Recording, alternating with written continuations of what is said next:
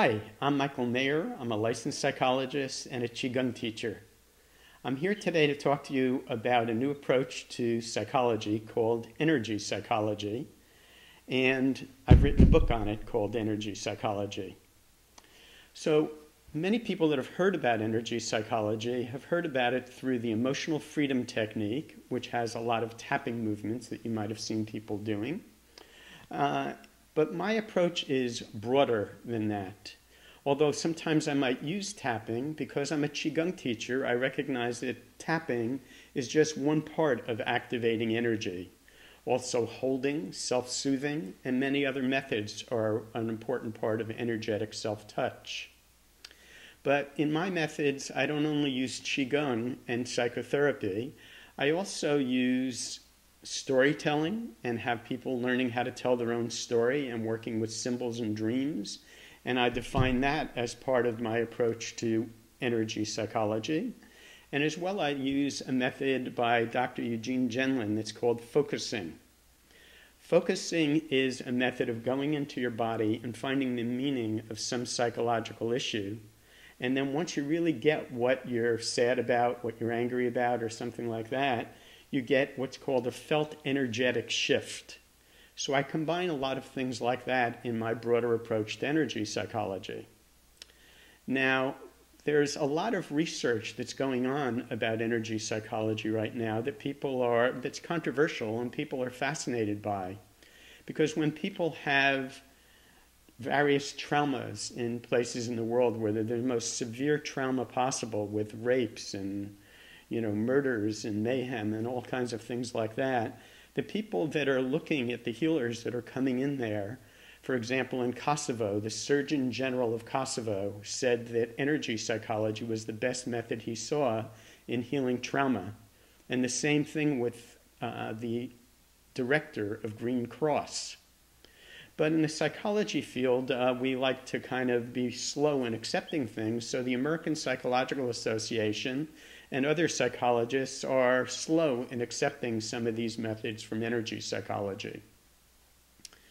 Now, energy psychology doesn't just use these touch and tapping methods. When somebody is in trauma, for example, we've discovered that one of the main reasons that people are in trauma is the beliefs that they say to themselves.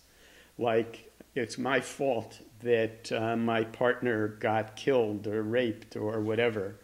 And when people are self-blaming and have a belief like that, that's part of what shuts their energy off and brings them into trauma. So when you can say a more truthful and constructive belief, like, even though I've suffered this loss, this is an opportunity for me to learn how to, create social justice in the world, to help to deal with the issues that are behind this, to learn how to soothe and heal myself. The meaning component of healing trauma is very important. And when you find a new meaning that can really create a new life stance in relationship to that trauma, that's very often what really creates healing. So it's a changing of life stance that's kind of the thing that I believe is really the essence of what really creates a new energetic shift in psychotherapy and a new way of being. For example, I'm just thinking of a patient of mine who I worked with for quite a few years, and her father was very overbearing.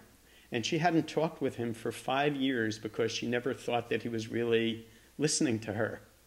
So after doing some psychotherapy, about 6 months of psychotherapy with me, she was ready to go back and visit her father.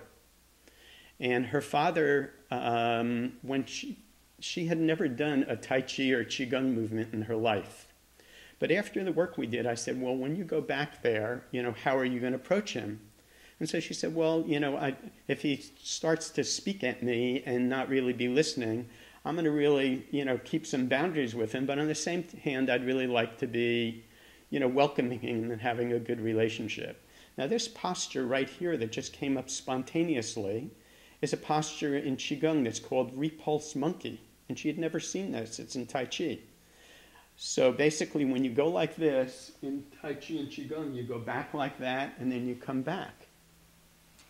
So this posture just instinctively came up to her. So one thing I started to notice with my patients is at a moment of felt shift, when somebody's finding a new life stance, they find postures like this or like that or whatever. And that helps to anchor this new life stance. So the patient told me that when she went back to see her father, she actually did this when her father was overwhelming to her, and that helped her to find a new way of being with him.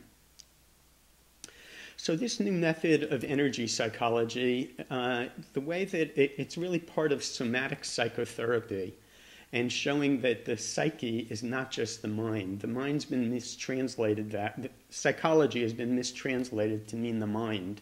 But really in old psychology, it had to do with the soul, which is fire, earth, air, and water. So psychology in its deepest original essence had to do with fire, energy, the earth, the body, the mind, which is air, and water, which is the feelings. So that's the kind of work that I do with my patients, is I try to bring all of that to them, and I hope to be able to do that with you. I have a variety of ways you might want to be in contact with me. You could either check out my book on my website, drmichaelmayer.com.